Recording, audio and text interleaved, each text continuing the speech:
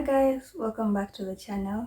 Today's video is a bit different from what I normally do. I want to share a few tips and tricks for storage that I've picked up and learned.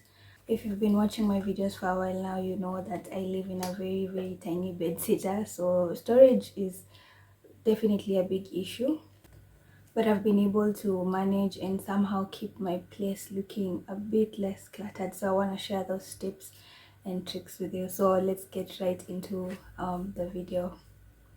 Okay, my first tip is open storage or shelves, stuff like that. They always look cluttered unless they're color coordinated or like you have a few things on there. A very good example is my kitchen shelves. Like I do have two shelves that serve as my pantry. The top one is kinda somewhat color coordinated and it looks a lot better than the bottom one because the bottom one just has a lot of random stuff. Very organized, yes, but because the colors are just too many, it looks very cluttered. Also another example is this looks very cohesive because there's a little bit of color coordination, but this doesn't. All colors are popping everywhere. Also, this looks somewhat okay because of the color and the way I've put the books to show a gradient, but this not so much. Second tip is closed storage always works better than open storage because like I've said, open storage looks a bit cluttered if you have multiple colors on them. With closed storage, you can have multiple colors, but when you close it, it's just one color and it looks a bit better. A good example is my wardrobe. Before I got this wardrobe, I used to have a clothes rack, and I remember going on Pinterest and looking for like storage ideas for clothes that would be cheap for me. And I remember seeing this clothes rack. If I can find it, I'll show you. It looked so amazing. The problem is the clothes on the rack were very color coordinated, so it looked amazing because everything was one-ish color, everything was cohesive.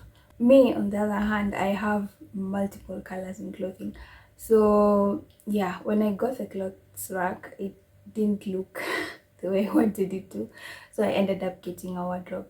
And with this wardrobe, you can have all the colors you want, but when you close the door, just one color and it looks so great. Another example is my storage ottoman, which I'm using as my desk, as my chair for my desk area.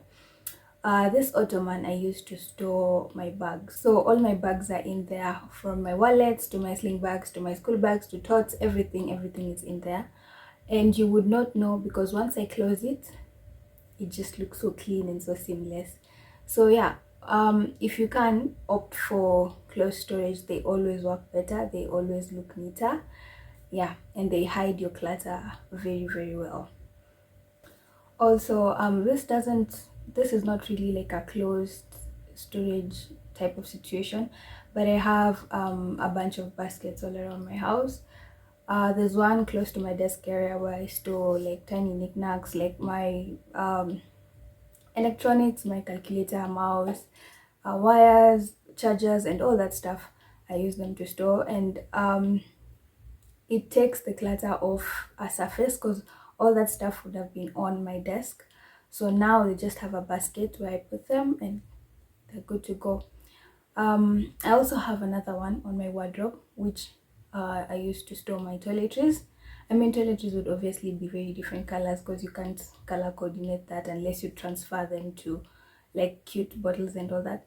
So it doesn't look like good, but it's so much better having all that color in that basket and then having to just look at one color. So yeah, baskets are also a very good option. Another tip I would share is try as much as possible to have your storage to use up your wall during storage. So go for stuff like hanging shelves, like hanging shoe racks. I remember wanting to change mine by the way because the one I have only holds like at most 15 pairs of shoes if you can fit all that on there. So I wanted like an actual shoe rack, but I realized when you get a piece of furniture to store your stuff, it takes up floor space. So your house does not have that much floor space, so it looks like you have a bunch of things on there. But if you have things on the walls, if you have stuff stored on your shelves, if you have stuff just not on the floor, it definitely looks so much better. Last but not least, and this is me exposing myself kidogo, um, under bed storage. Store anything you don't, yani all your clutter, all the stuff you don't want people to see, store them under your bed. Under my bed, I do have my TV box and the one that came with my gas cooker. I do have like a Nigerian bag with all my extra blankets, throw blankets, duvet, and that kind of stuff. I also have my traveling bags. I store them under my bed. And I also store my basins and buckets under my bed. Um, the good thing about this is that once my bed is made, you can never tell. And you're also hiding your clutter. So yeah, use your underbeds. I know you could get, there are bags, I guess if I find them online I'll link them, but there are bags you could use to store stuff and then push it under your bed so that it looks a bit more less, a bit less cluttered, I guess, because now everything is in bags. You just have like 3 bags under your bed.